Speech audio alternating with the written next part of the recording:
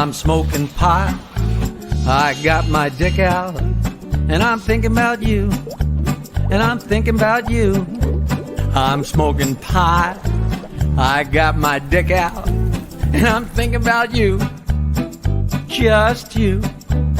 I'm smoking pot, I got my dick out, and I'm thinking about you, thinking about you. I'm driving along, I'm singing a song, and I got my dick out, and I'm thinking about you. I drank a six-pack, I took my pants off, I love you, I love you, I love you. I love you. I'm smoking pot.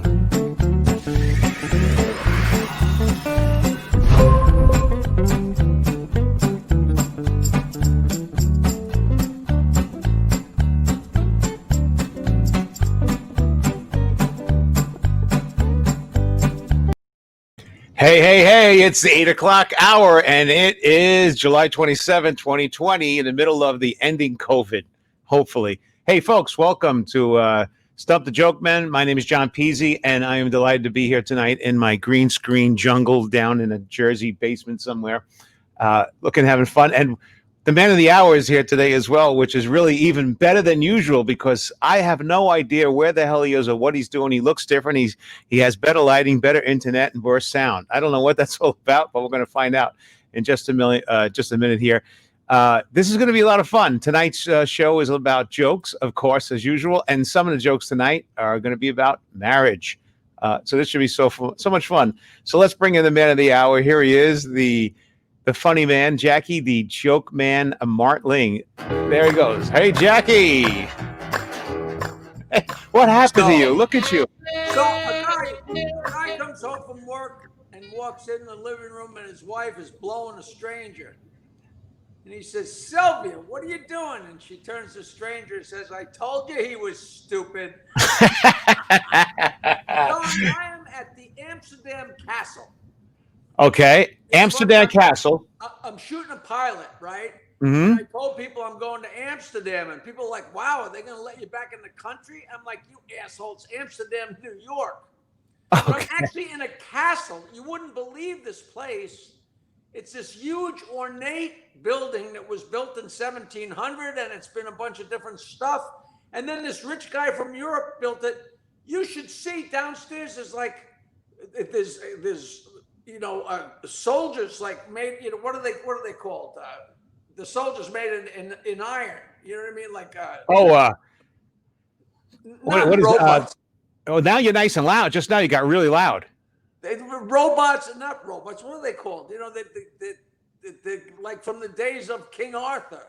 Yeah, these steel. Yeah, matter of fact, lean to the right. And I hear you really loudly. And and it's just crazy because I said, "Wow, look at this dining room! It's amazing. It looks like King Arthur's dining room." And the guy said, "Well, yeah, it used to be a basketball court." And I'm like, "What is going on in this place?" But we're making a mob pilot, and I'm a mobster, and So that's the guy. My hair's really long, but maybe it works for the character. And then before I came, I said, "You know what?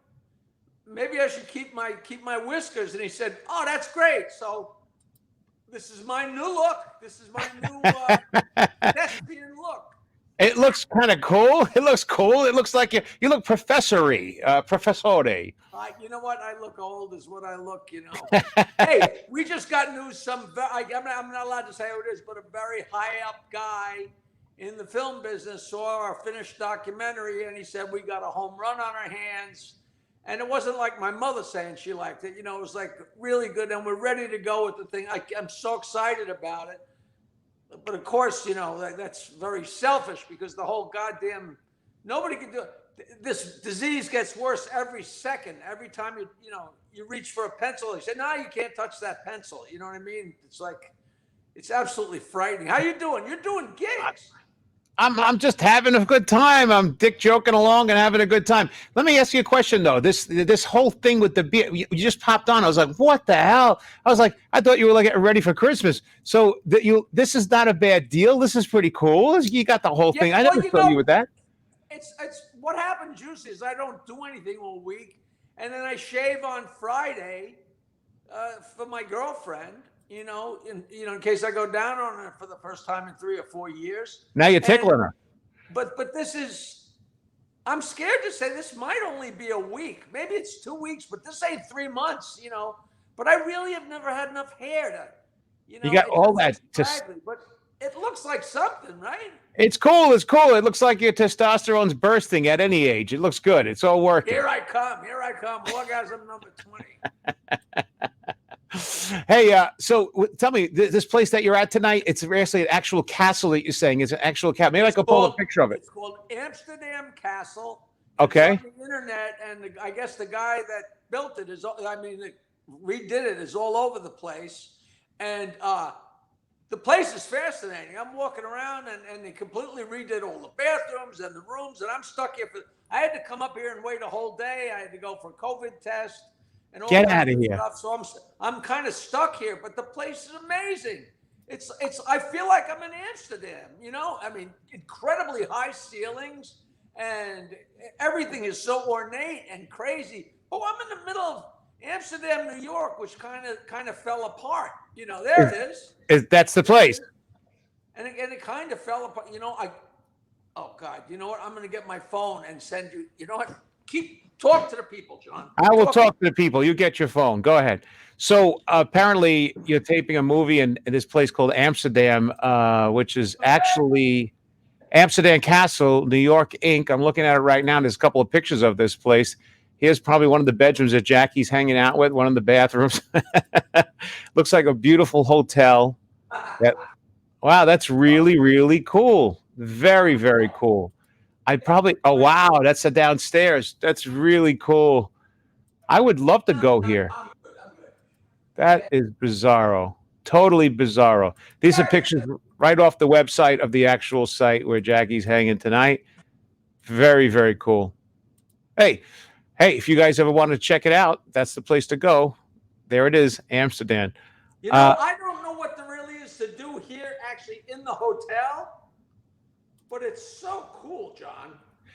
Let me ask you a question, though. A place like that, there's a lot of people staying actually in it right now because of the COVID stuff. I would imagine there's not a lot of people in the hotel. There's a bunch of people staying here from the movie, right? And other people, but it's closed down. Like they don't even have the morning croissant or the coffee. There's in-room coffee, and that's the beginning and ending of the cuisine here. So I just sent you the. I will pull them up. I can pull them up. Let me see if it went. So what did you just say? You had to like wait a 2-week thing too before you got in there to make sure you didn't have any COVID? Like, what'd you do? How did that all work? Yeah, no, I had to do one, and I had to do another one. So I'm negative. I'm looking good. All is cool. All is cool. But there's so many guidelines for making anything. That's why nobody's creating anything. There's no new content. There's no new movies. There's no new TV, and the rules are getting stricter and stricter and stricter. So we're on the verge. We're going to take. There's a whole drive-in movie thing going on. Yeah, there is. Like Harvey Leeds had Southside Johnny and the Asbury Jukes hacked it out show for like 1,000 cars. I was shocked. Next night, Gaffigan did a show for like packed. Hundreds and hundreds and hundreds of cars. Now, have you done any of those shows? No, I've never done any of those shows, but I got to say that I've had people text and email me like on Messenger and say, hey, remember you were in like Boston? Are you going to be back in this area? We've been in the house for 4 months. Me and my husband want to come out and see and laugh. I do notice that the crowds and people are becoming much more appreciative and much more like they can't wait, and they treat you like so much better than before. You know what it is? As opposed to a comedy show where you go there and it's all about the comedy and the sound and the acts. I think people treat it as an event. It's like, as opposed to being home, it's something to do. You get to go out, you get with some friends in the car, you go to see a show. Maybe you can't hear it so well. Who cares? I don't know, but this works perfectly for me because you know what? A lot of people are doing these blow-up screens. Yeah, the big ones. Like yeah, 30 feet tall to show a movie. Sure. And so it's like drive-in movies, but it's not a drive-in per se. It's just like a parking lot with cars. But I'm going to screen my documentary.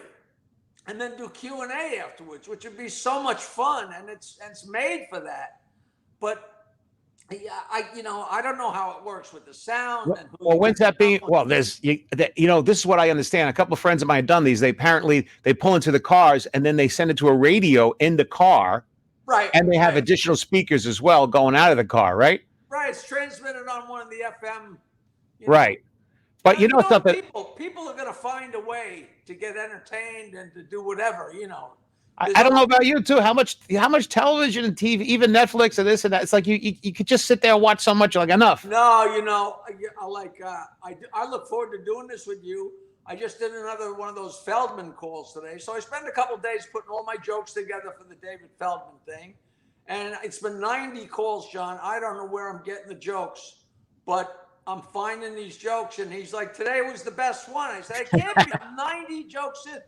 Tell me if you ever heard this. There's a local reporter is doing a story on a small circus that's in town.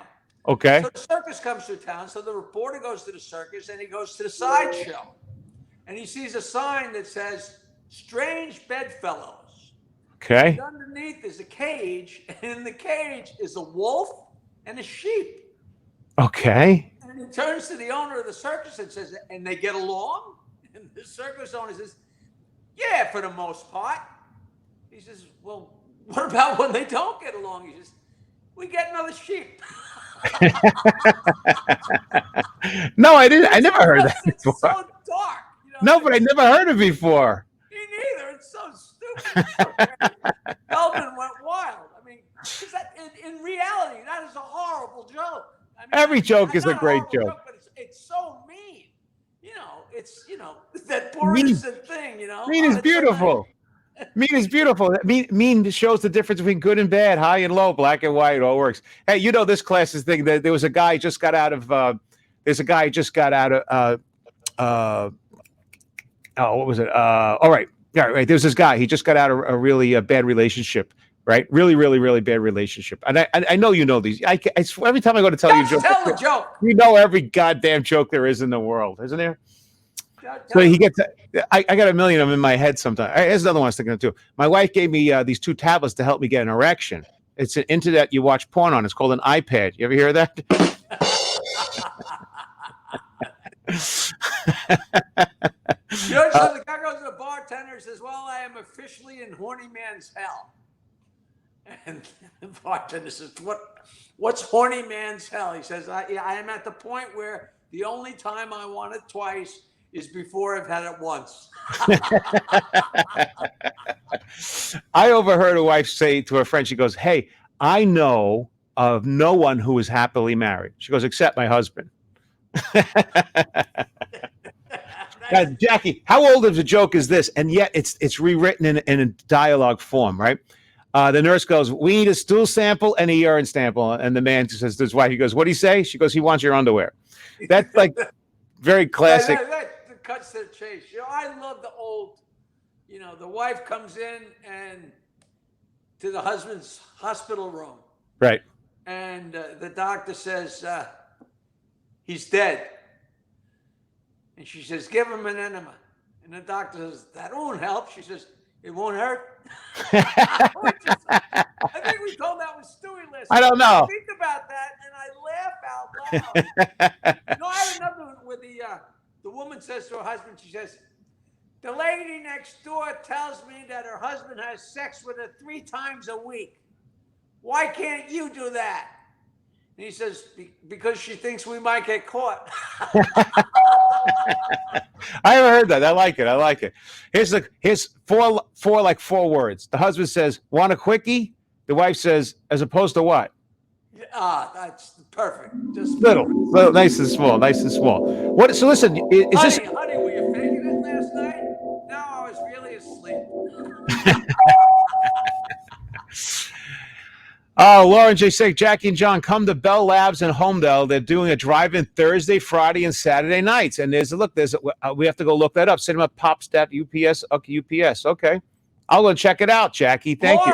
Lauren, you are officially our agent. You call there and say you have 2 very, very funny guys, sexy, big penises, very young looking, very virile.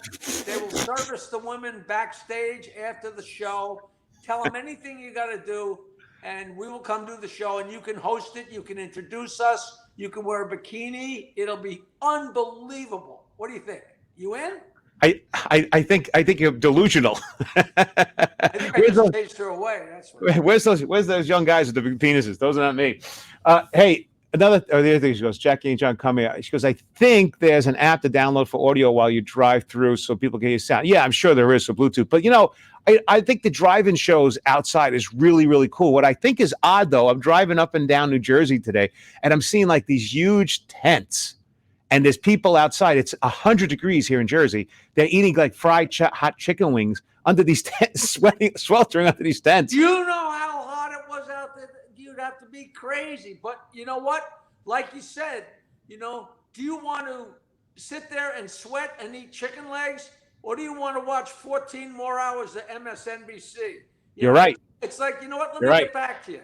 You're right. You're absolutely right. Somebody's saying, Jackie, come on my show as a guest, Daniel Romano. Italian. See that guy that gave us a hard time a month ago? No, definitely not. Definitely not. I get emails from people, hey, come on my show. I'm like, how many viewers? How many listeners you got? He says, well, my mother listens. Like, oh, you know who I'm calling into next week? Ferrantino. You must know John Ferrantino. Johnny in Florida, yeah. Yeah, did you do his show already? No, I didn't even know he had a show, but I love John. I haven't seen him in years. He used to do a lot of cruises and stuff, and I've known him since the very, very beginning, and I guess he's been doing this show for a long time, and he finally called me. I guess I'm pretty low on his priorities, but at least I didn't know. I didn't even know. You know what? We should call him right now. And what are you doing? I'll call him. Some other guy that's like a cruise ship guy, and I guess it's him and another guy, and they got a third guy like a Baba Booey guy, Yeah, everybody. Well, listen, this is the time to grow because this will never happen in history again in our lifetime. And I hope not anyway, in our lifetime. This is a time to grow your own garden and do different things and have a lot of fun. Yeah, I think we're all, by the time we all get it down to a science, and people like me remember to bring their headphones and we get it together to go to the drive-ins, all of a sudden we're going to have it down to a science. They're going to go, we got a vaccine, back to the clubs, everything. Nobody's complaining about you yet. You're at the volume right, not right as of the moment. By the way, I was looking through the Jokeland files today, right? Before we go into some more dick jokes here, but I was looking at the Jokeland files. This is great. Are you ready? I found this. This is Hal Ennis MC list 1979. You have it written. Did I already tell you the story? No, you didn't, but I'm looking at the names here. I didn't tell you the story of this because when I mentioned it, you didn't know what it was. And I said, John, I got to send you this piece of paper. And then let me tell you about it. All right. And let's just look at the names on there a quick second. No, don't look at the names yet. Don't look at the names. Okay. Hit me. Put it up there. Go ahead and put it up there. Well, I don't want to block your face when you're doing it. So no, don't worry about my face. So apparently, no, it is.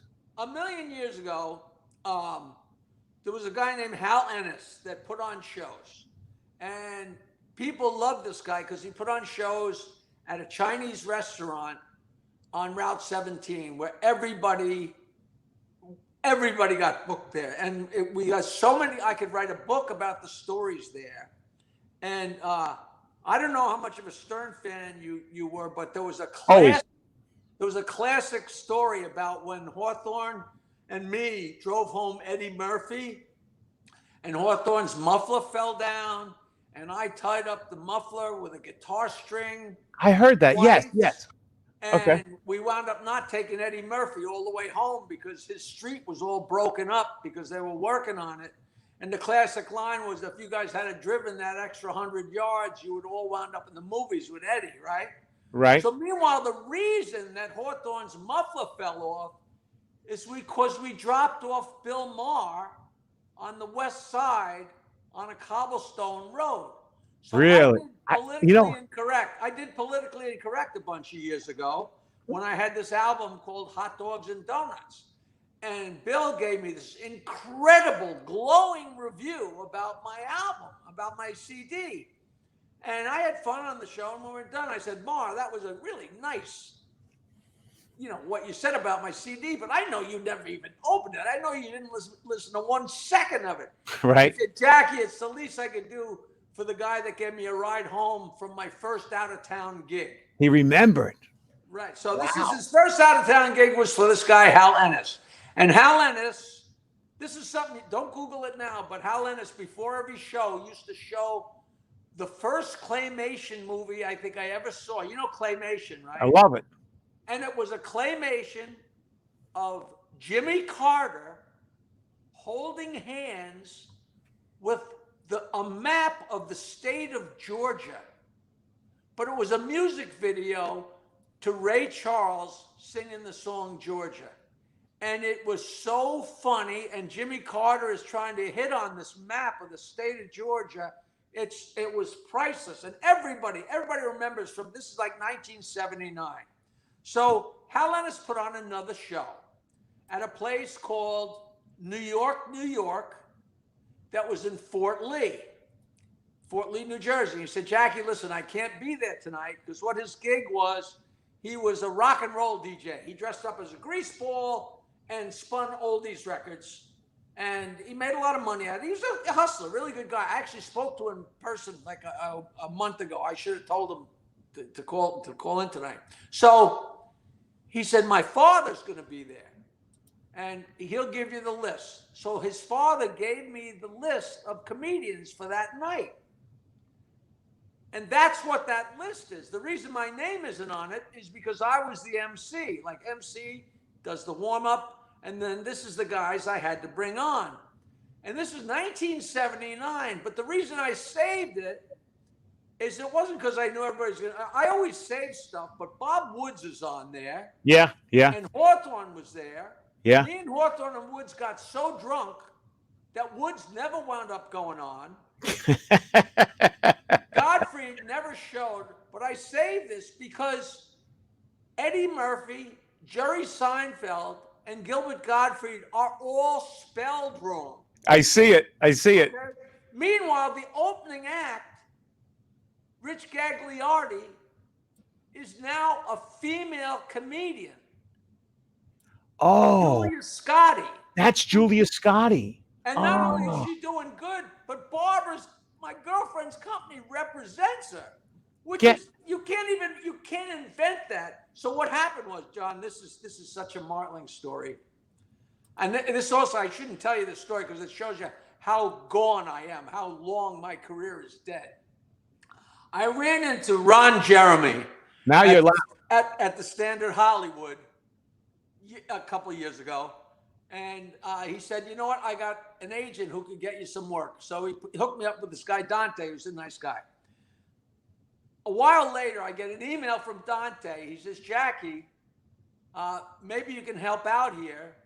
What happened was that piece of paper was on my website for years. So, you know, JPEGs float around forever, of course, right? Of course. So somebody came across that, and Dante got an email from somebody and said, Dante, we found this list on the internet, and we want to use it. Do you know who she is? Because it said Jackie Martling, who she is. So I said, all right, I'm officially, nobody knows who the fuck I am. Okay. So I contact the guy. What happened was Eddie Murphy was going on Seinfeld's Comedians in Cars, drinking coffee. Great show. They found this list, and they wanted to use it to say, oh, Eddie, remember the old days? And just show the list on the show, okay? And they wound up using it because there was all kinds of emails and texts, people going, what's Jackie got a picture of Jerry with a sheep? How come they gave, because I had a credit at the end and also credit to Jackie Martling. And, you know, they didn't say for what. So the kid writes to me and says, can we use the list on the show?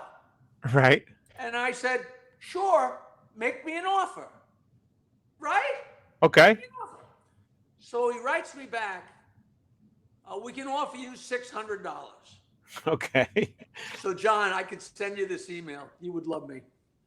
I said, okay, let's review. A billion-dollar comedian is going to interview another billionaire comedian on a billion-dollar network. And you would like, for use for all time in perpetuity, a priceless piece of comedy memorabilia that includes both of the billionaires from 40 years ago, and you're offering me $600. What would you say? So the guy writes back, I guess I would have said the same thing. Let me get back to you. And he gets back to me and he says, listen, the most they're going to go is $1,000. Right. So I said to myself, number one, do I tell them to go fuck themselves? Nah. And then I said, number two, tell the guy to go tell Jerry the good news that he just saved $1,000 because Jackie said no. And then I said, fuck it, okay. And they sent me the 1,000 and they used it. And I mean, and it's just priceless because they spelled all three names wrong. It's an incredible story, and Julia Scotti is on the list. And I was of course, it makes me sound like a horse shit. This was like my picture in Fort Lauderdale with all those, with Paul Reiser and Larry Miller and Bob Nelson. And I'm not in the picture because I took the picture, and I'm not in this list because I was the MC. It's always my word against anybody. Like that Jeffrey Epstein picture. It's at his house, but nobody knows because he took the picture. It's just hysterical. But isn't that a great stuff? It's a great story. That I still have that stupid piece of paper, John. Oh, I got that picture here, and I was looking at that today, going, "Holy shit! Everything's spelled wrong." But you look at the names on that list, and I see the date. It's 1979 Hal Ennis MC list. It says right, and Ted Kalalooka at the end is a guy that he actually got me booked on some of those chiller theaters. Where they sign autographs. And he's the guy that used to shine. He used to show the Jimmy Carter Georgia movie. You got to when we're done, you got to Google that and see it. It's like Jimmy Carter buys her a drink, and when he's not looking, Georgia tosses the drink under the table. Yeah, it's just just priceless. And we had so much fun at this. I mean, everybody. This is back in the days of Gagan and Fine and I'm emceeing the show at the Jade Fountain, and I go up and I do 10 minutes, and I killed him, right? And this is very early on, early '79. I came off stage, and Hawthorne's standing there, and Eddie Murphy, and all these guys. And Eddie said to me, he said, Jack, every time you open your mouth, they laughed. And Hawthorne turned to him and said, that's the idea, Eddie. I never. That's the idea, Eddie. Now, I never met Eddie back in the days. I didn't meet him, but Gagliardi, I didn't know him prior to this, and now I know I haven't had a chance to work with him. Everywhere I go, people say that he or she is killing. Like he's great act. She is so good, and I knew him from working the occasional Jim Balatzos gig way back. I don't know if you know who that was. I know the name. I never did the gig. No. Jim Balatzos was a guy who I used to go out and, in those days, the guys would meet me at the Improv, and I had the speakers and the microphone, so I was like the comic / producer. So I would pay the guys, and, if we got $200, I'd pay them each 40 and I'd keep 100. But sure. I'm the producer, if it wasn't for me, there's no show. And there was always a couple guys like, hey, why does he get more? You fucking idiot, right? So I did those, and this guy, Jim Balatzos, started doing them too. And he got to where he was doing well enough that he was booking a little bit bigger rooms, so he had a little bit bigger PA, so he had a little bit bigger speakers, so he actually had a couple guys that he hired to set up the speakers and set up the sound system. Sure. Okay? So I would go to work for him, and it was so funny because I don't know if it was for a week or a month, but for a certain amount of time while they were working, setting up the equipment, one guy would yell to the other guy. When you work together and you have like in jokes and stuff? Sure. So one guy go, leper whore. The other guy go, ow. And the other guy said, yeah, you suck. And like they had Tourette's. And I'm like, what's wrong with these guys? They were funny. Right. I loved them, and they loved me because I told them jokes. They do, yeah, ow. I'm like, what's going on? So one day I go to meet Balatzos at the Improv to go do a gig, and I get in the van, and there's this little troll sitting there with a beret on, and he says, Jackie, this is Sam. I brought him out from LA. I think he's very funny, and we're going to see how he can do out here. I'm like, oh, nice to meet you. So we start drinking beer, and I'm hitting it off with this guy so well. And this is so long ago, John. We're on the other side of New Jersey, and on my mother's grave, we had to tie up the disco ball to do the show. Had a line of Yeah, sight. I remember those days. Right. And it's a little tiny stage, and he goes, listen, Jackie, Sam is a little different. So I want you to go up and warm up the crowd, but save the bulk of your stuff, because I don't know how they're going to take to him, and I might need you to close the show. And I'm like, okay. And we do the show, and it was forever. It was only in the last year that I finally found out that the other act on the show was Max Dolcelli. Do you know who? Oh yeah, Max, great guy. He lives in Connecticut. Yeah. So Max was the other act on the show. I could never figure out who the third act was, because I think he drove himself there. And I introduced this guy, Sam, and I don't know him. We had a great time. We're drunk by the time we got there. It was so far away. And John, I will never forget.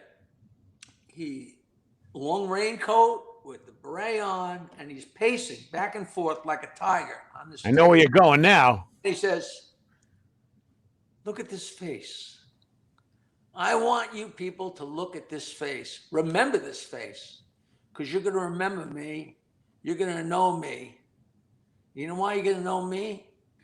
Because I live in hell! And he leaned over and yelled at the people in the front so loud that I thought their ears, like, ow, ow! My wife it, yeah. loves everybody! She's a whore! She's a leper whore! Ow! And all of a sudden I'm like, what had happened was Palazzos had come home with Sam's cassette tapes. Yeah. The guys were listening on the way to gigs. So when they were setting up equipment, they were doing Sam Kinison back. And they were, ow, ow, leper whore. And I didn't know. And all of a sudden I'm like, there's the guys. And John, when I walked up, when he was done, you ever see those things like where they show the people at a 3D movie in the 50s? They're all like, yeah, sit back like that. the Maxell commercial. They didn't know what the fuck had hit them. So I did a few jokes. And the way home, Sam's like, "You're a good entertainer, man." I said, "Thanks. You're crazy. You're wild." It was wildly funny. He could drink too, right? He could drink. Long ago that people weren't even used to the fact that they were sitting in chairs watching somebody their own age facing the wrong way telling jokes. You know, they're used to watching TV. Sure. And they weren't used to seeing a live person telling jokes, you know, right? So that was strange enough. Little and Sam was fucking crazy. And then Wasn't he a pastor or something prior to that? Oh, yeah, he was a child evangelist. Like when he was 12, 13 years old. And he was just so wild. And then years later, I'm on the Stern Show. And, you know, he comes walking in and he looks down and he goes, "What are you doing here, man?" I said, "What are you doing here, man?" You know, and we were very, very good friends. Promoting a gig. Look at this, Jackie. Coke in my pocket and everything. You look like you're a castaway too. That's pretty funny. hey, if you could get me the gig, I'll take it. I'm sure you would. Come on, we're all good. It's all going good. Hey, at this point, I would have sex with Wilson, the ball. At this age, if you can have sex, you're lucky anyway. All right, let's go back to the marriage jokes. Back to the marriage jokes. Ready? Oh, I didn't mean to get it so off. That's all good. It's all good. I want to know what that thing was all about. And by the way, again, I always tell people this stuff lives in the air forever. It doesn't go away. That story, if tomorrow you hit a tree, God forbid, it's here forever. Right? It's a great story. Great story. So listen, Jack and his wife lived in Arizona where the summers were really, really hot. And he wakes up one day and there's a heat wave, right? And he steps out of the shower and he's complaining to his wife, "It's just too hot to wear any clothes." He goes, "A day like this, well, you know, what would the neighbors think if I went out with no clothes on the lawn and just mowed everything?" And the wife goes, "They know I married you only for your money." Hey, let me do this. I wanted to show one of these other pictures here too. You know, the guy says to the bartender, "I got to get a divorce. My wife's a goddamn liar. Last night she told me she was at her sister Shirley's house." Right. He goes, "Well, how do you know she's lying?" He says, "Because I was fucking her sister Shirley." It's amazing how you pull them out of your head all the time. You just pull them out of the head, you know. My favorite new one. I'm sure I told you this 100 times. The guy comes home from work and his wife's sitting in front of the TV, And she's saying, "Don't do it! No! Don't go in that church, you asshole, you moron! Don't go in that church!" He says, "What are you watching?" She says, "Our wedding video." So this guy's discussing with his friend about popular trends on sex, marriage, and vows, and he says, I didn't sleep with my wife before we got married. Did you? And he goes, "I'm not sure. What was her maiden name?" That's another classic joke. It's like telling jokes to Willie Nelson. We know every joke. That's one thing about the COVID. Me and Willie's back and forth emails. It used to be like once a month or once every 2 months. Now it's every couple of days. I send him 400 jokes. He sends me one. Yeah, but and it's always some old joke that I've heard a million times. But I just. It's just great. Nelson, man. So yeah, anything coming out his mouth would be great. Hey, why can't two women play Monopoly together? Because the broads walk. No, there's only one iron. Oh, geez. Oh, come on. Oh, Jesus, good. No, that's. I'm going to tell that one and get. Oh, it's okay. It's all good. It's all good. Hey, Jackie. Another thing too is how do you cure a nymphomaniac? How do you cure a nymphomaniac? Tell us. Marry her. Oh, I love it. I love it. I love it. It's simple and sweet, right? Love it. Love it. Love it. Love it. Hey, let me ask you about this other picture I pulled out here out of your Joke Land file. You ready? Boom.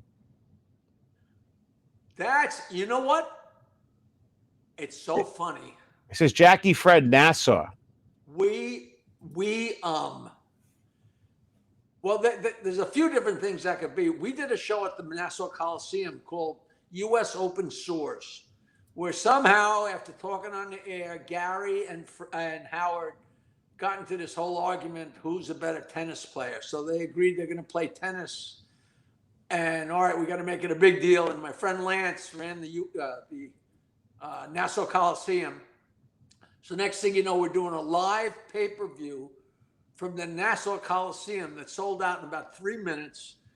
And Howard was playing Gary, and Fred came out. Did I tell you this already? I don't think so. Fred came out as a special guest. Oh, and Sam was on that show. No, I don't. Jessica Hahn was on that show, and that's Jessica Hahn. Yeah. After Sam had fallen asleep with his dick in Jessica's mouth on his plane, and they're fighting about it. It was just. I'm sure this is on the internet. It's called U.S. Open Sores. U.S. Open. I named it. It's so stupid, like the U.S. Open. U.S. Open Sores. It's just such a bad. So let me look it up. How it goes? We have our old friend is with us tonight. Do you remember that Fred used to do Kurt Waldheim Jr.? Oh yeah. Kurt Waldheim was a horrible, atrocious Nazi. So Fred played Kurt Waldheim Jr. on the show, and he would play Guess Who's the Jew, and he would name 3 people, and you had to guess which one out of the 3 was the Jew. And it was so offensive, and he was so funny, and he would be so dark and bleak. So Howard says, "All right, Fred, you're coming on. You wouldn't believe what the guys had to go through to rent a Nazi uniform for Fred. It's an impossible thing to book there it is. A Nazi. They're so afraid for a Nazi uniform to get out there. They finally found one, and Fred came out in a full Nazi uniform, and he looked the part. He was Kurt Waldheim Jr., and he came out like his riding crop, marched out, and said, "Tonight we have a special guest." And John, he had a manila envelope, and he turned the manila envelope upside down, and dust came out. And he said, "I'm Frank." 16,000 people went. They booed him? And of course, Howard and Robin, nobody had any idea what he was going to do. And they're like, "Fred, what the fuck?" What do you think? Right. It was like everybody's heart stopped. It was just fantastic. Now, what is that? Are we looking at it? Yeah, we're looking at that 1989, which, by the way, I know this is around this date because I met Jessica Hahn. Jessica Hahn had a black African-American boyfriend in Brooklyn, New York, near Canarsie or Kings Highway. And I had made music. I just started doing magic and ventriloquism. I was working at a magic convention, and I sang a really cheesy song. And the guy who wrote who laid down the tracks to make the music. By the way, it was on cassette. Used to go to a gig, put the cassette into the player, and put it next to a microphone. That's that was the way. Yeah, of course. That was the time that we came from. And this guy had just broken up with Jessica Hahn. And was crying and whining about how she was dating a comedian. But I didn't at the time put that all together. But he spent a lot of time. Anyway, this I noticed is 89 because this is it. This says right here, U.S. open source. All right. And I don't know if I can play a little bit of it. There it is. Oh, is that a video? Yeah. No, there he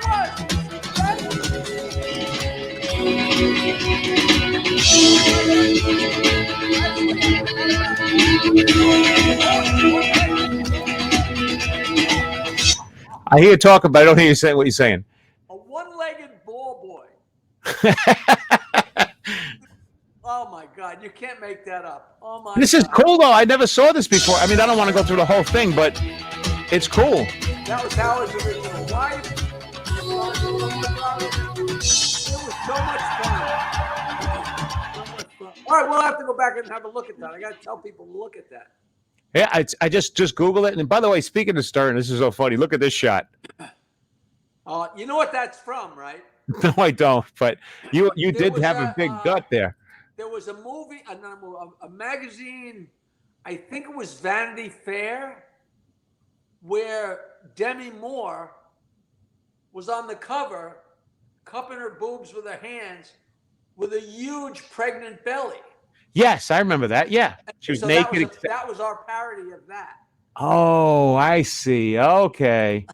I didn't know that. I'm sure that's on the web somewhere too. Demi Moore, and it was a big deal because she was like semi-naked on that. It wasn't Rolling Stone. I think it was Vanity Fair or maybe Esquire. I believe it was Vanity Fair. If I could take a look and see. I do remember that photo. I remember it very clearly, though. It's Demi Moore, right? I think she had one hand covering two boobs. Yeah, I remember pregnant on cover. There we go on the cover. Let's take a look and see. It was Vanity Fair. You're right on the money on that. And here is. Oh, by the way, this is funny. Well, you're not seeing what I'm seeing. Okay, but here's the actual photo of her. Check this out. This is the beauty of technology. Look what we're doing here. I'm just like pulling up things on a fly. We're making it all happen in a window in 2 seconds. Here it is. The iconic photo. This should be it.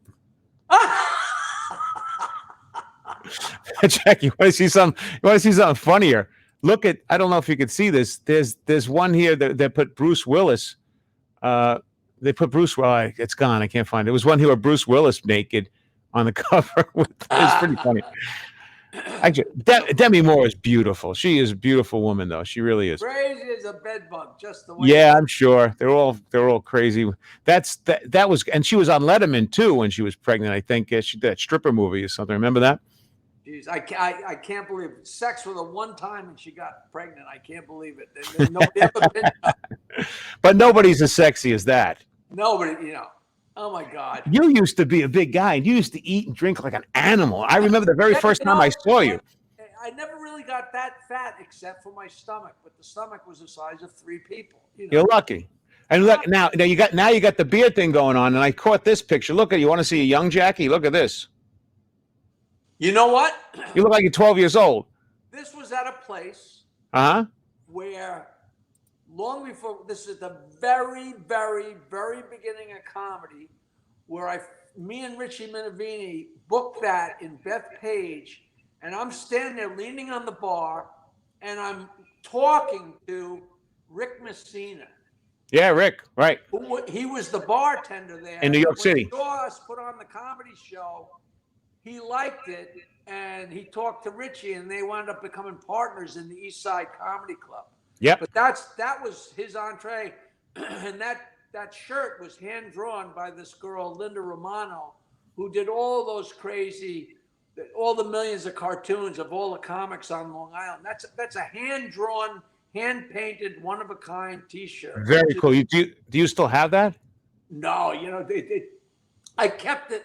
You know how you hold on to things and hold on to things until it was just, it might be buried somewhere, but it was so decrepit, But I got a Jackie, you lot of don't. stuff. But look how young you are. That you look like you're like a kid in high school. Look at. Well, I do the math. I was 31. It was 1978.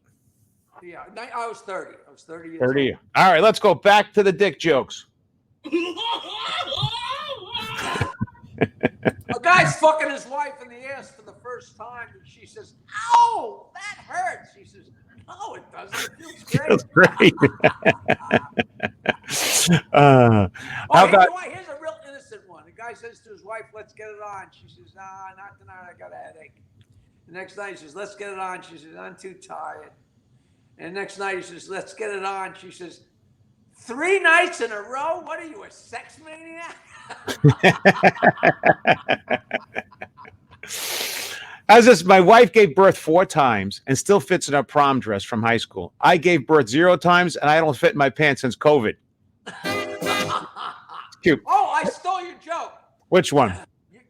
Your joke was so spectacular. I'm happy you have it. It's about time I could give someone your way. I've been doing a lot of your jokes. You said, "I'm so fat that last night my wife came on my tits." Oh, God. I did that joke on Mark Simone.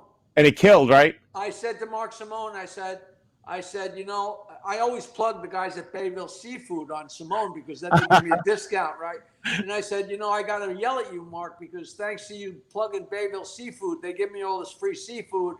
And I'm at the point now where I'm borrowing Barbara's bras. And it got a big lift, which is the same joke, only a very, very innocent version. It's a good setup in there. Ah. How about there's this joke. I did this joke a couple of weeks ago at one of the first events I could do in front of people, which was so nice. I say, when I first met my wife, when she would actually eat a banana, I would get an erection, and now I don't get it. I don't get an erection unless she's choking on it. I love it though. It's a good joke. The best joke of all time is the guy that begs his wife for a blowjob, and she won't blow. Yeah. She will not blow him. She begs and begs for years and years and years. I love this joke. And finally, after like 30 years, he begs and begs, and finally she says, all right. She gives him a blowjob, and the phone rings, and he answers it, and he says, "It's for you, cocksucker." That is just so strong irony there. Just so brutal. I love it. Brutal's funny. Brutal is great. Here's another picture that came from the Jackie Martling archive. Check this out. Now, do you know who that is? Sam Simon. That's the guy that created The Simpsons. Right, Sam Simon. Yeah, you wouldn't believe who used to show up at my gigs. That's at the at Top of the Rib, when I used to do the shows at the Top of the Rib. I met you there at the Top of the Rib. We spoke about that one of the previous shows before, and you were the first guy. You were the only comic, and that's what. And I'll never forget that. You're the only comedian that every time I had ever been there, we were headlining the big room. I was working the club. And you said, "Hey, I got a suite. I'm having a party after the show. Come on over." And I went there, and everyone was hanging out, drinking, partying, eating, and having a good time. And I was like, "Holy shit!" I had never met you, but you were like really kind to me, and I'll never forget that. So everybody came, like Mike Ciccone, Dennis Blair, Max Alexander, Ron Zimmerman, Don McHenry. They would all, because anybody who was working in town, John Mendoza, if anybody was working in town, they knew that at the end of the night there'd be a big party over at Martling's suite, and that suite was they put me up in either the Frank Sinatra suite, the Top of the Rib, that had 2 hot tubs. Yep. Or else they put me up in the suite with the 360-degree walk around. That was so incredible. And one of the suites they put me up in was down the hall from the Top of the Rib, and it was the suite that Robert De Niro and Sharon Stone stayed in when they got married in Casino, which was, I'm watching a movie. I'm like, that's my suite. It's so cool. Yeah, but dude, you don't realize I'm like a young comic. I'm working the Riv. I'm not getting a lot of money at the time. I'm doing 14 shows a week. You're coming in just doing a weekend. You're in, you're out.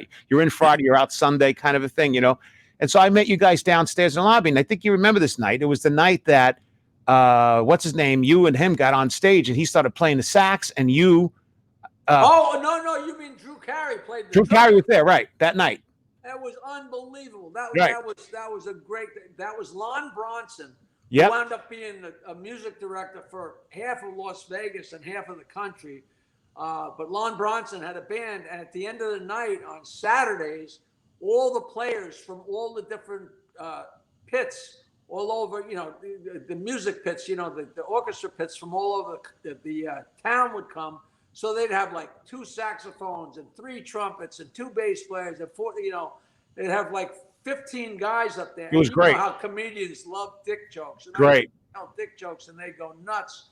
And then he'd give me the guitar and you know what? Entertain the people. Go ahead. I'll entertain the people. We'll tell dick jokes in the intro. I just want to say, though, what's interesting about this, too, I don't know if people realize this, but so that night I'm at the Riviera doing those gigs, and Jackie was downstairs. I think it may have been after the show. We're at the bar, and him and Drew, we were all hanging out, and Drew Carey I had never met before. I hadn't really known Jackie, and I'm asking Jackie, saying, hey, we worked once together, and he's like, hey, and we start talking, we're having a beer, people talk, we're hanging out, and all of a sudden he's like, hey, come up to this party I'm having over here. And I was shocked. I was like, oh, that'd be really cool. And then him and Drew Carey get on stage and start jamming together, and the whole place is going nuts. I mean, the truth is I hardly knew the guy, but he was just incredibly friendly, wonderful. But so were you to me. But I was a young comic coming in, and I remember thinking, wow, that's the way you got to be. Because, not a lot of comics, they have like this like attitude, like you're down there, a regular dude, but a lot of comics. And you're absolutely right. It's kind of shitty, man. There are certain people. There's people like that in life too that feel like if they're generous, either with their money, like if they give away a nickel, then all of a sudden all their money's going to go away. If they're generous of spirit, like by giving you this, you're going to suck the spirit out of them. When actually it works exactly in the reverse. Absolutely. To give is to get, and I can't tell you. For 40 years, I had, a little success, but, in the grand scheme of things, not really much. But for 40 years, I can't tell you how many people I've run into that said, I met you 30 years ago. You were so good to me. I met you 20 years ago. You were my favorite guy on the Howard Stern show. I was an intern. You were the only guy that was nice to me. Because I don't know whether I always go out of my way. I don't know whether I'm covering my ass because I know I'm going to be sliding back down. But if you like people, you like people, and you're like me. All I'm looking for is an audience to tell a fucking to laugh. You just want to laugh. Just laugh. Yeah. So that's the whole thing. Listen, see if that went through. What did you send it? The email? I sent you a Dropbox. Oh, that's harder. I don't know if I have that on the computer. Let me see if I can swing that. Hang on a second. While I'm doing it here, I'll pull you up. You entertain everybody. Go ahead. Okay. Let me see if this will play. No, I'm not logged in on this side. No, I'm not. I get it on my phone. Oh yeah, I can see it. You know what I'll do next week? I'll pull it up.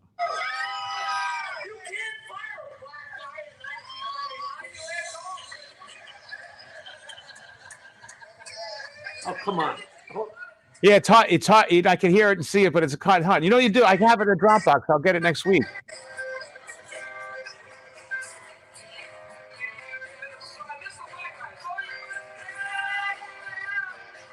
Mustang salad.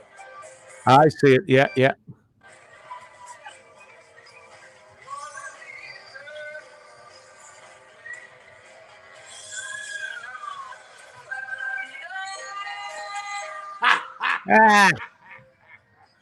Suddenly Sting. Well, Hey, what's the odds of having that on tape? No, you know what I'll do next week? I'll put it on. I'll put it on next week. I got here Chris Rubano saying, "Have to sign off. Thanks for the years of laughter, peace, and love." And Chris Rubano. He's very ugly.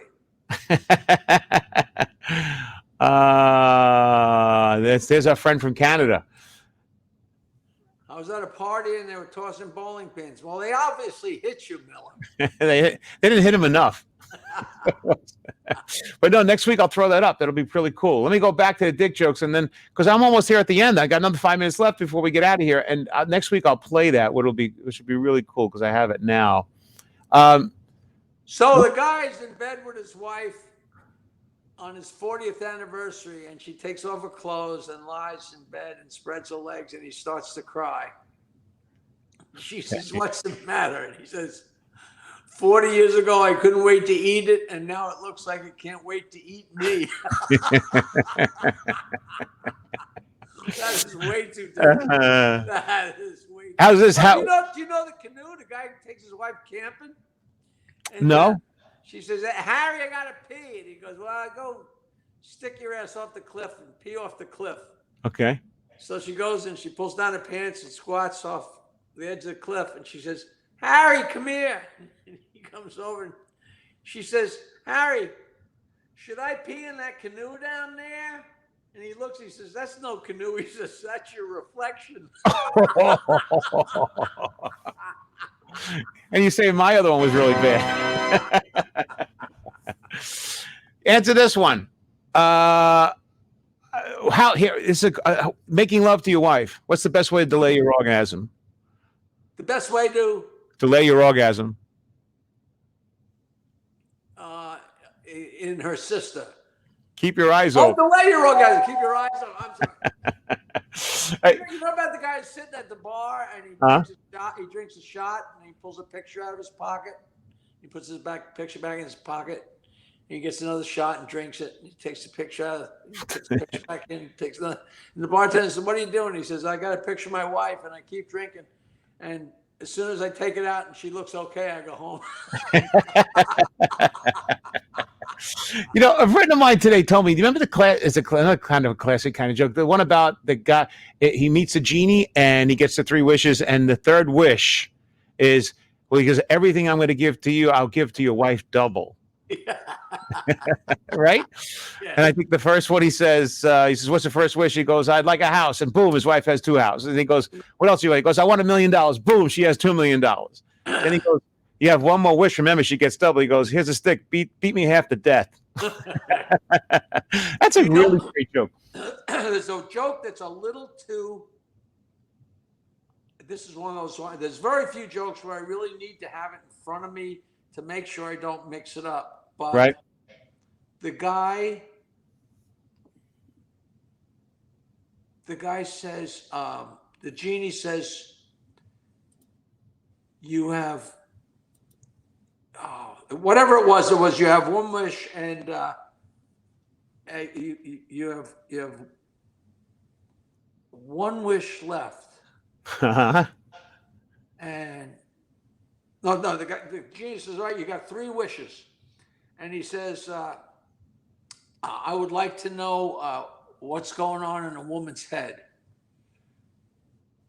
And all of a sudden, everything goes completely berserk. And he says, for my second wish, I want things back the way they were. And you know what? I got to figure. I'll tell you next. You know, now you're going to drive me nuts. I don't know this. It's way too smart. I don't know this joke. It's way too smart, but it's very funny. Text it to me. But the bottom line is nobody wants to know what's going on in a In a woman's head.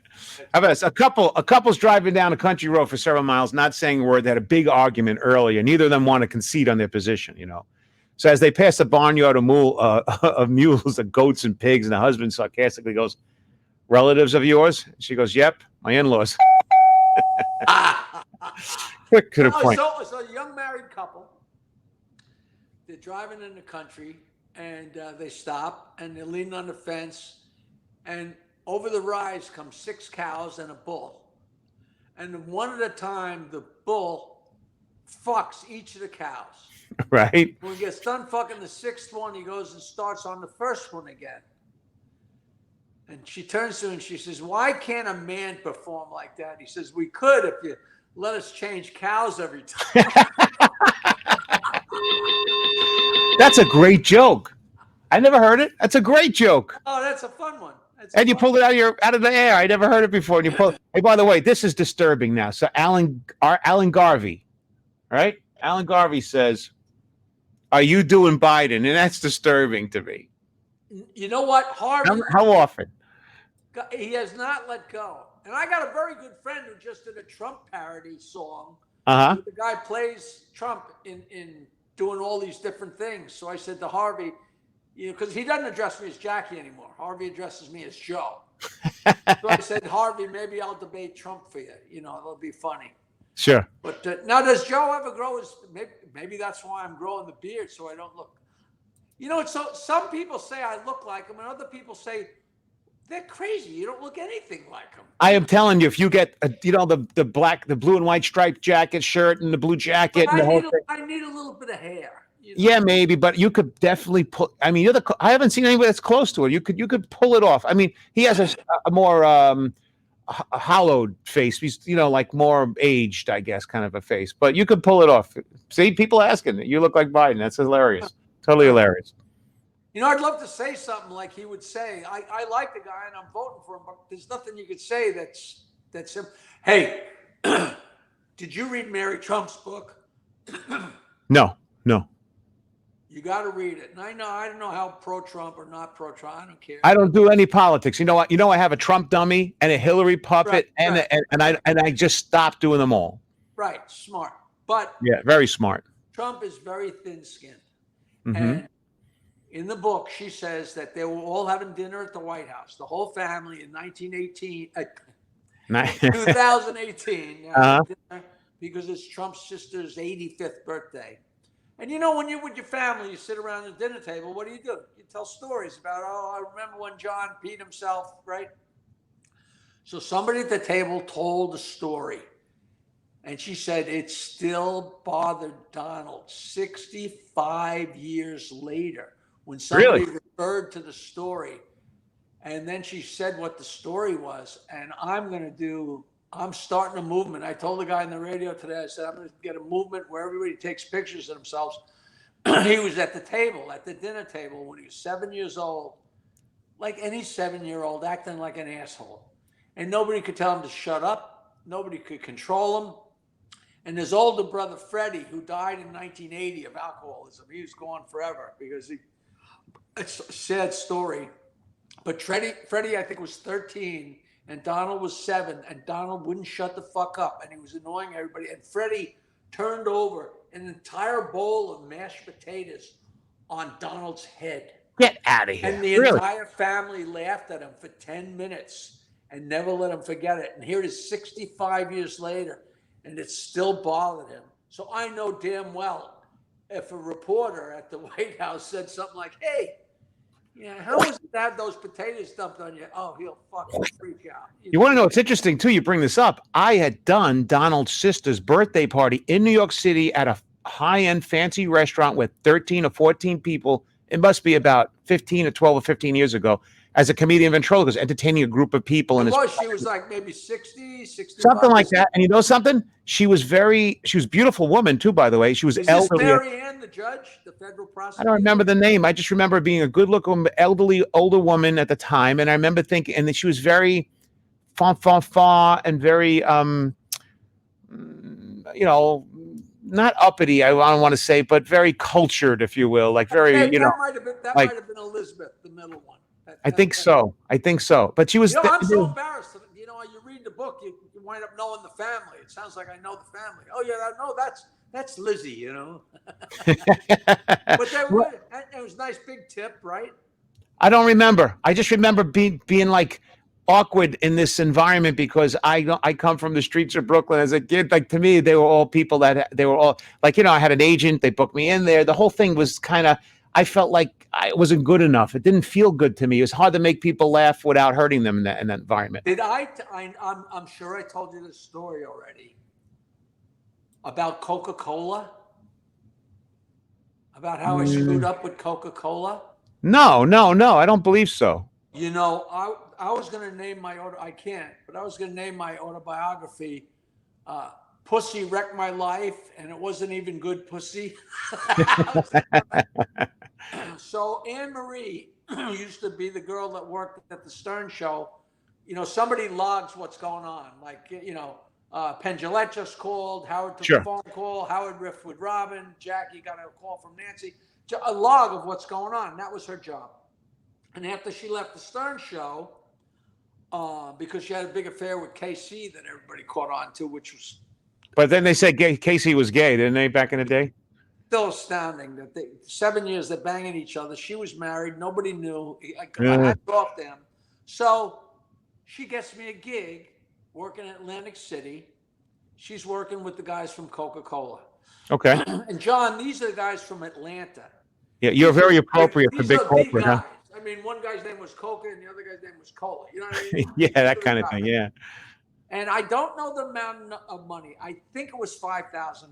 Okay. It might have been $2,500, but let's, for argument's Whatever. sake, say it was $5,000. Good corporate gig. She gives me a good corporate gig. They're gonna put me up in a really nice hotel. All I gotta do is come downstairs and entertain them for 40 minutes. 40 minutes and not too hard, right? Nobody tells me anything. Oh, well, that's the first Come mistake. down and I walk into this room, and it's a small boardroom in Atlantic City, not fancy. And there's like 5 round tables, like at a dinner party for like 8 or 10 people. So it's like 5 times 8 or 5 times 10.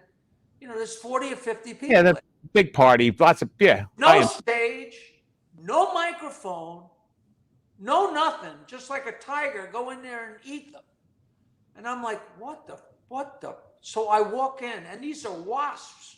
These are the wealthy guys from Coca-Cola Muffy and their Buffy. wives. So Yeah. I go in there, and John, I have no idea what I said. All I knew was I had to get to the finish line. I had to talk for 30 or 40 minutes, try and show some personality, try and be a little funny. They didn't even say, this is Eddie. He's got a drinking problem. That's Charlie. He bets on the... I knew nothing. You know, what's your name? Oh, So you're walking in cold. You're walking in cold with no mic and no. They never emoted.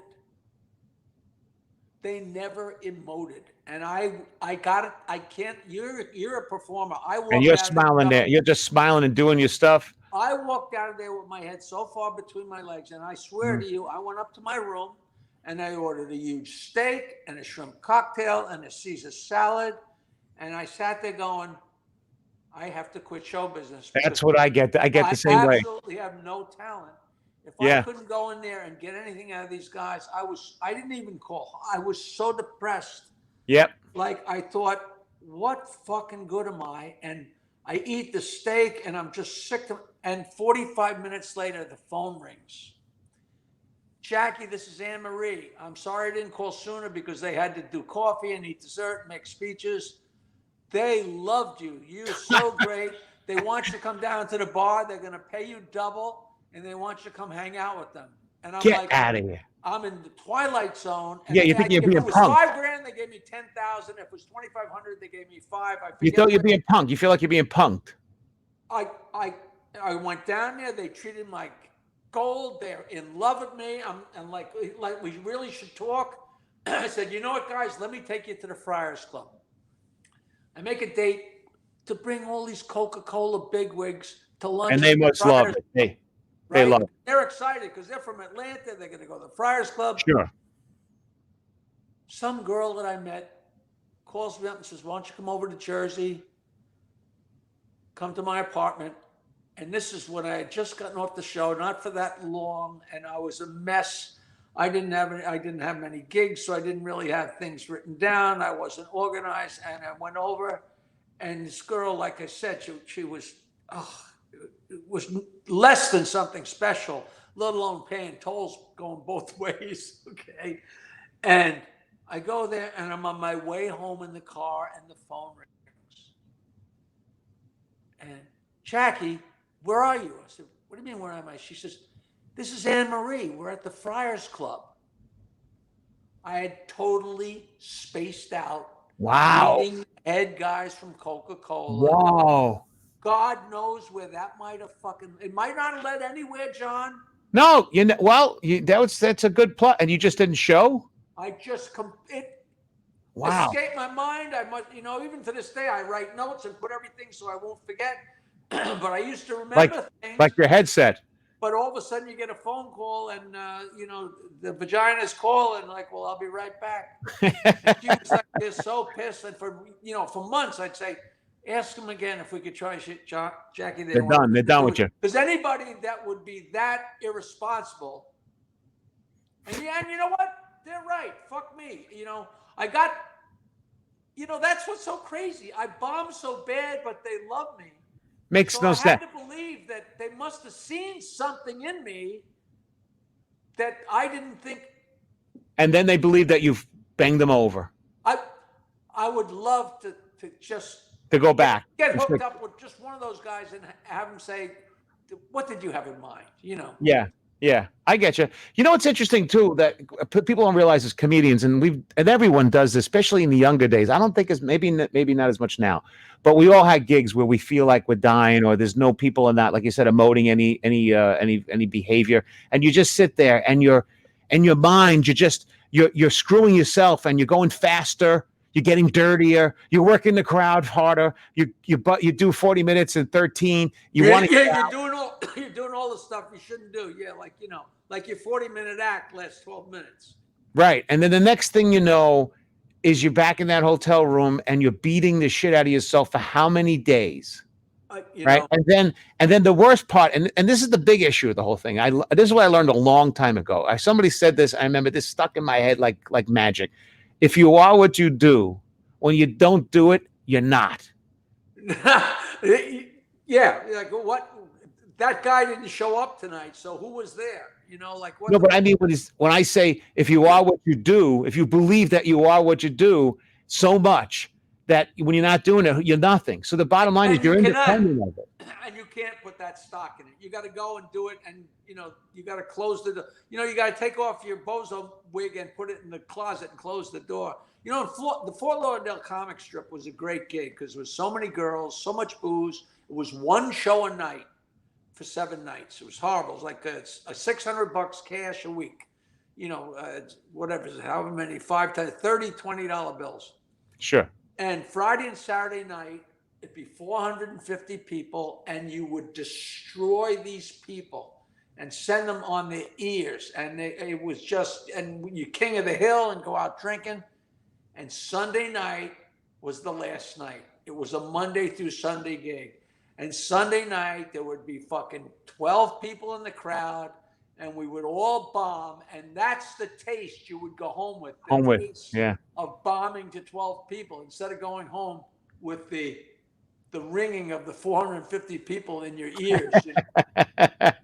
If you know, it's funny though, I remember every major gig like that one that you just brought up. I have a couple or two. I had a $10,000 gig in the Bahamas that I ate it with. I mean, ate it. And they took care of me 100%, 3 days there early, the best places, blah, blah, blah. The bottom line is, to this day, that's the one I remember. You as well as I have, we've done 10,000 shows. You always remember. Yeah. You remember the horror shows. We have this conversation all the time. The most money I ever made, I got paid $45,000 for one 30-minute show. And it was booked by Bill Blumenreich, who Yeah. I'm not going to say anything, but he's an annoying guy. He had a watch so big that it shared the rider's side of his car with you. And he owned the comedy, the big place in Boston, whatever, the comedy. Okay. And he got me a gig working New Year's Eve for $45,000. Great gig, boy. It was for mobsters. Oh. And it was a big boardroom with maybe 10 or 12 or 15 big round tables, people totally spread out. It was like a 1-foot riser. You know those risers? I like the 1-foot risers. Things? Yeah, I like those. But it was microphonic, like the microphone stands. So like if you move the mic. I hate that. Yeah. And the microphone was intermittent. Chopping it out. It was like, John, to a bar, and then I says to the next, and I walked up there, and they were hardly paying attention, and I was like, there was no way it could be good because all of a sudden they didn't hear that sentence, right? Right.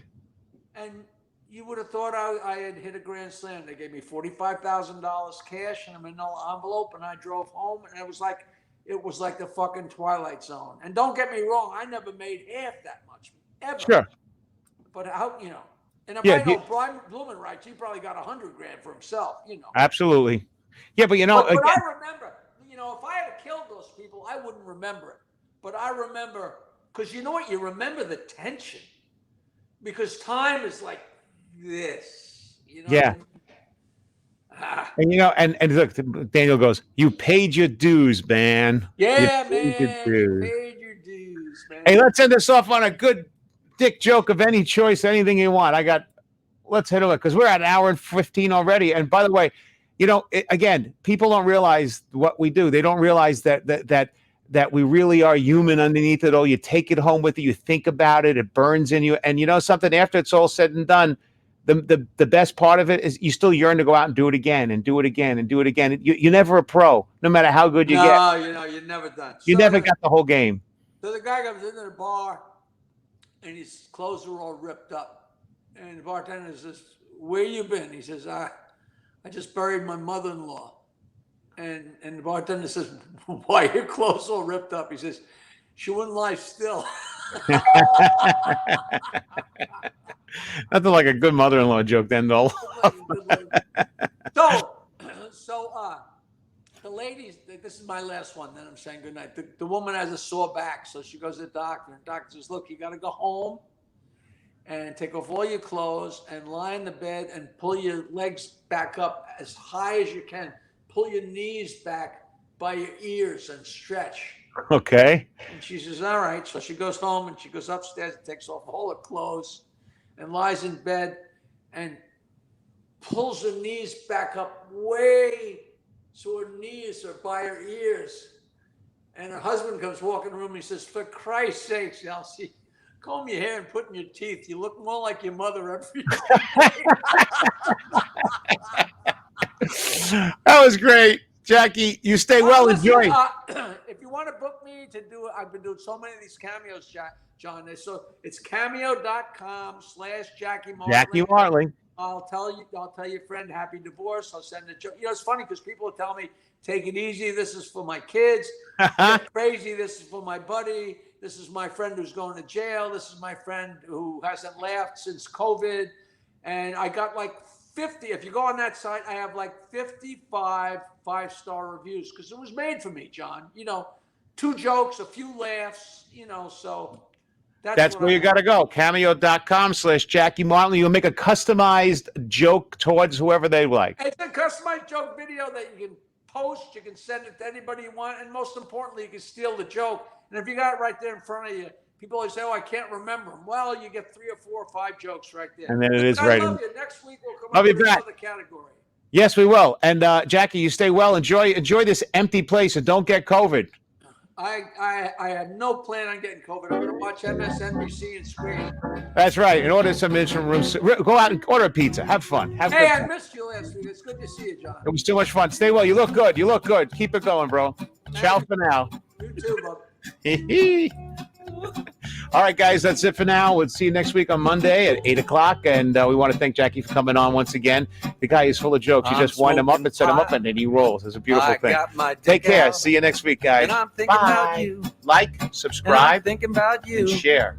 I'm night, all. smoking pot.